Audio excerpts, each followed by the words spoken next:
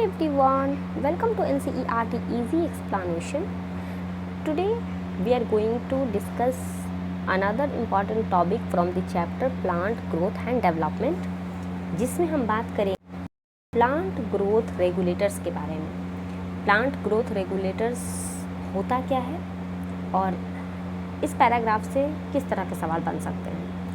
तो बच्चों, जो पीजीआर होता है वो एक स्मॉल और सिंपल मॉलिक्यूल होता है जिसके अंदर डिफरेंट टाइप्स के केमिकल कंपोजिशन पाए जाते हैं। ठीक है, ये इंडोल कंपाउंड भी हो सकता है जैसे कि acetic acid, indole acetic acid हो गया। ये एडिनिन का डेरिवेटिव भी हो सकता है जैसे काइनेटीन हो गया। ये कैरोटीनॉइड भी हो सकता है जैसे कि एबीए हो गया। टर्पीन भी हो सकता है, जिब्रेलिक एसिड हो गया। गैसियस भी हो सकता है यानी कि इथाइलिन हो गया।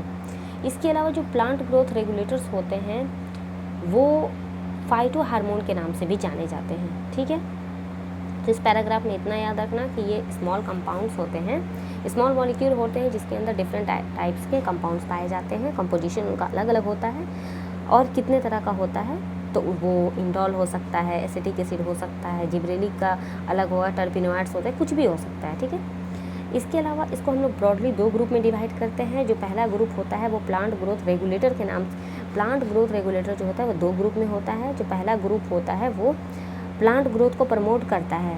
कैसे प्रमोट करेगा, तो सेल डिवीज़न करवाएगा, सेल के एनलार्जमेंट करवा सकता है, फ्लावरिंग, फ्रूटिंग, सीड का फॉर्मेशन। तो इसलिए इसको प्लांट ग्रोथ प्रमोटर के नाम से जाना जाता है।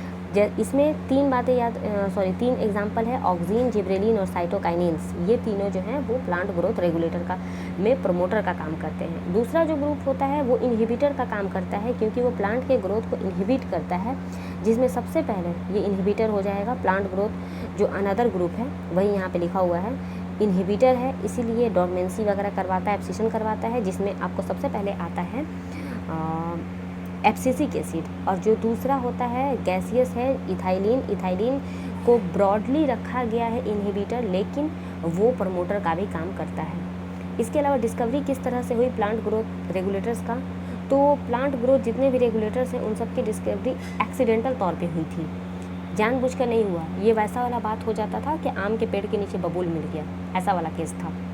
गए थे कुछ और खोजने के लिए, मिल कुछ और गया। जैसे कि पेनिसिलिन है, उसकी भी खोज पेनिसिलिन को जानबूझकर नहीं खोजा गया था, वो एक्सीडेंटल हुआ था। इसलिए यहाँ पे भी वही सेम चीज़ हुआ है। तो चलो देखते हैं।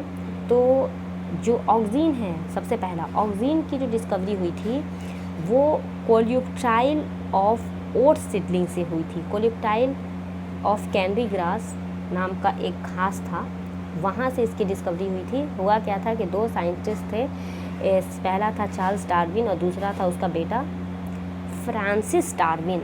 इन दोनों ने काम किया था, कोल्यूप्टाइल कैनरी ग्रास के ऊपर काम किया था। उन लोगों ने ये देखा कि जो पौधा था वो फोटोट्रोपिज्म दिखा रहा है, यानी कि जिधर लाइट है उधर वो बेंड कर जा रहा है। ये देखो, जिधर लाइट है उधर बेंड कर जा रहा है, जिधर लाइट नहीं उधर बेंड नहीं कर रहा है।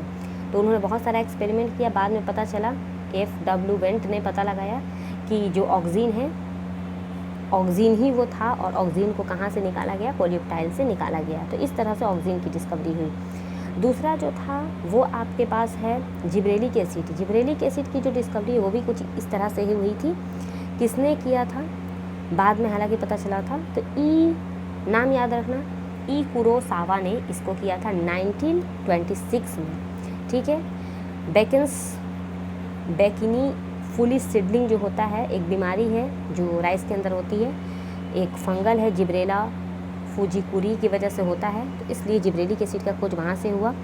तीसरा था साइटोकाइनिन। साइटोकाइनिन को बाद में पता चला कि साइटोकाइनिन बेसिकली काइनेटीन के फॉर्म में निकाला गया था। बाद में किसने निकाला था, तो मिलर ने निकाला था। ठीक है, ये कोकोनट मिल्क हो गया या फिर ईस्ट वगैरह से ये निकाला जाता है। एक्सपेरिमेंट किसने किया था, तो F. स्कूग और उसके को वर्कर ने साथ में मिल करके टोबैको स्टेम के ऊपर काम किया था। ठीक है, इसके बाद में जो तीसरा केमिकल था वो था आपका एब्सिसिक एसिड। एब्सिसिक एसिड की डिस्कवरी कुछ इस तरह से हुई कि 1960 में, यानी कि 1960 में 3 अलग अलग एक्सपेरिमेंट हो रहे थे, 3 जगह अलग अलग काम हो रहा था। ठीक है, 3 लोगों ने अलग अलग काम किया। तो पहले ने नाम दिया इनहिबिटर बी, दूसरे ने एब्सिशन सेकेंड, और तीसरे ने डॉर्मिन दिया। बाद में पता चला कि नहीं, ये तीनों एक ही कान है, इसका तीनों ने कहा कि ये एक ही केमिकल है और इसका नाम उन लोगों ने एब्सिसिक एसिड रख दिया। Lastly HS.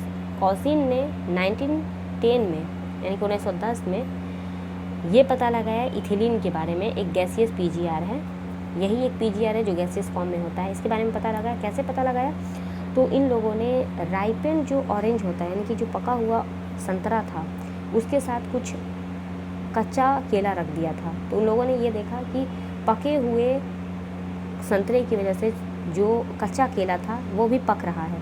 तो इस तरह से उन लोगों ने बताया कि ये इथिलीन है। This is all about PGR. मिलते हैं नेक्स्ट वीडियो।